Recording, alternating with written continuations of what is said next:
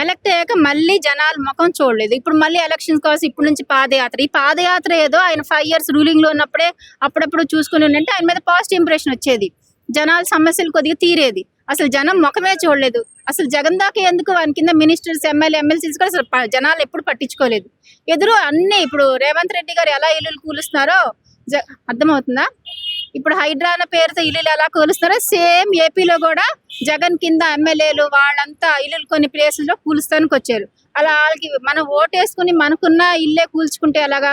అందుకోసం ఆయనకైతే 50-50 ఛాన్సెస్ అంతే. నేనైతే పాదయాత్ర వల్ల అంత రిజల్ట్ ఉంటుందని అనుకోలేదు. జనాలకు అర్థమైపోయింది వీళ్ళు ఓన్లీ ఎలక్షన్స్ వరకే పాదయాత్రలు చేస్తారు, ఎలక్ట్ అయిపోయాక మనం ఓట్లు వేసాక మన మొఖాలు కూడా మళ్ళీ తిరిగి చూడాలన్న ఇంప్రెషన్ వచ్చేసింది. ఫస్ట్ టైమే కొద్దిగా జాగ్రత్తగా ఉంటే నెక్స్ట్ టైం ఎలక్ట్ అయ్యేవాళ్ళు. కాబట్టి నేను చెప్పలేను మొత్తం ఎలక్ట్ వస్తారా రాదా.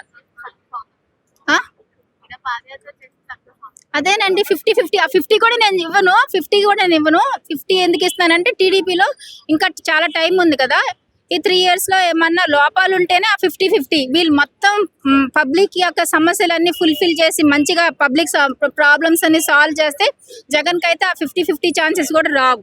25% తీసుకోవచ్చు అంతే.